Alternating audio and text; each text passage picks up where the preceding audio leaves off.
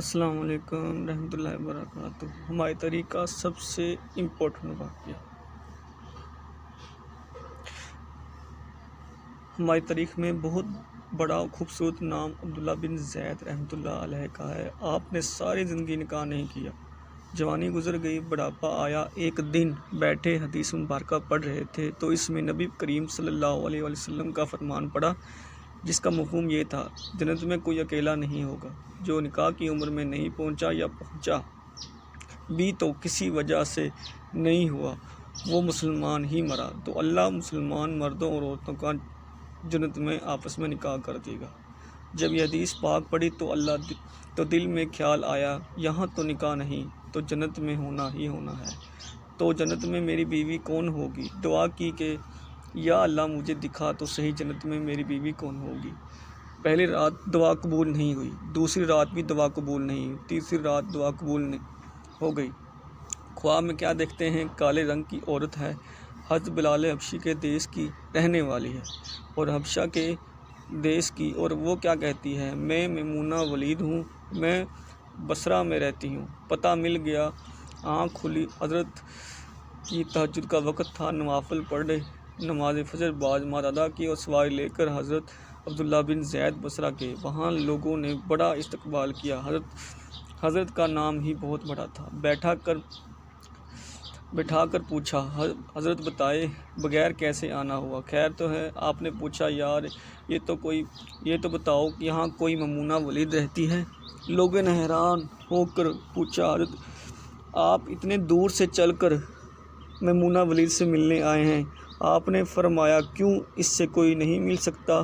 نہیں حضور، وہ تو دیوانی ہے، لوگ اسے پتھر مارتے ہیں۔ حضور نے پوچھا: کیوں مارتے ہیں؟ حضور، کام ہی ایسی کرتی ہے، کوئی رو رہا ہو تو اسے دیکھ کر ہنسنے لگتی ہے، کوئی ہنس رہا ہو تو رونا شروع کر دیتی ہے، وہ اجرت پر پیسے لے کر لوگوں کی بکریاں چراتی ہے۔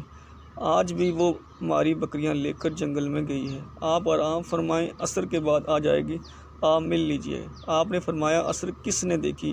کہا: وہ کس سمت گئی ہے؟ لوگوں نے کہا: حضور جنگل نہ جائیں، بہت خوفناک جنگل ہے۔ آپ نے فرمایا: بتاؤ کس طرف گئی ہے؟ لوگوں نے بتایا۔ آپ فرماتے ہیں کہ میں نکل گیا۔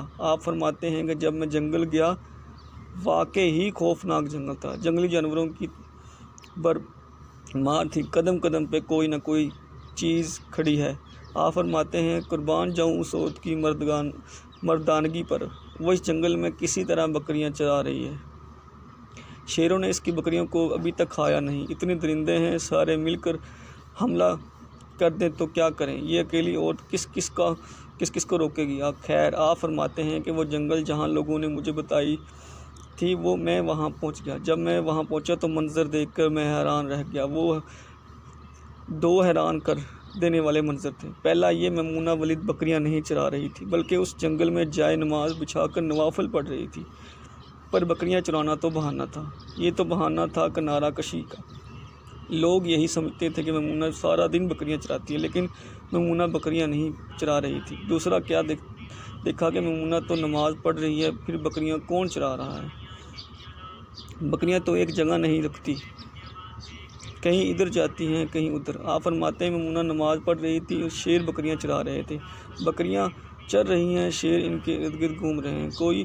اگر کوئی بکری بھاگتی ہے، اس کی فطرت ہے شرارت کرنا، تو شیر اسے پکڑ کر واپس لے آتا ہے، لیکن کہتا کچھ نہیں۔ آپ فرماتے ہیں: میں حیران ہوں، پریشان کھڑا تھا، یہ کیسے ہو گیا؟ یہ فطرت کیسے بدل گئی؟ لوگ کہتے ہیں فطرت نہیں بدلتی، یہ شیروں بکریوں میں یاری کیسے ہو گئی؟ آپ فرماتے ہیں: میں دنگ حیران و پریشان کھڑا ہوں، مجھے نہیں پتا کہ کب میمونہ ولید نے نماز ختم کر دی اور مجھے مخاطب کر کے کہتے ہیں: اے عبداللہ، ملنے کا وعدہ تو جنت میں تھا، آپ یہاں آ گئے ہیں۔ آپ فرماتے ہیں: میں حیران رہ گیا، اس سے پہلے تو ملاقات بھی نہیں ہوئی، تو حضرت میمونہ ولید کو میرا نام کیسے پتہ چل گیا؟ تو آپ فرماتے ہیں: میں نے حضرت میمونہ ولید سے سوال کیا، اس سے پہلے ہم ملے نہیں، ملاقات نہیں ہوئی ہماری، تو میرا نام کیسے پتہ چلا؟ آپ کو تو خواب کیا ملا؟ حضرت میمونہ ولید فرماتی ہیں عبداللہ جس اللہ نے رات کو تجھے میرے بارے میں بتایا ہے اسی اللہ نے مجھے آپ کے بارے میں بتایا۔ آپ فرماتے ہیں جس چیز نے مجھے سب سے زیادہ حیران کیا وہ یہ تھا یہ فطرت کیسے بدلی۔ میں نے حضرت میمونہ ولید سے پوچھا آپ یہ تو بتاؤ یہ شیروں نے بکریوں کے ساتھ یاری کیسے کر لی؟ یہ تو غذا ہے ان کی، اگر شیر بکریوں کے ساتھ یاری لگائے گا تو کھائے گا کیا؟ یہ کیسے معاملہ ہو گیا؟ تو حضرت میمونہ ولید فرماتے ہیں جب سے میں نے رب سے صلح کر لی ہے اس دن سے ان شیروں نے بھی میری بکریوں کے ساتھ صلح کر لی ہے۔ سبحان اللہ تعالیٰ۔ ہم دنیا جہان کے جو ہے نا غلط چیزیں دیکھتے رہتے ہیں واٹس ایپ پہ، ٹھیک ہے۔ یہ ایک چھوٹا سا واقعہ جو میں نے پڑھا آپ کے سامنے، یہ انشاءاللہ بہت فائدہ مند ہے، اس کو پڑھیں اچھی طرح۔ ایک سب آموز واقعہ، یہ اللہ پاک جس کو چاہتا ہے اس کو عطا فرماتا ہے۔ Thank you so much.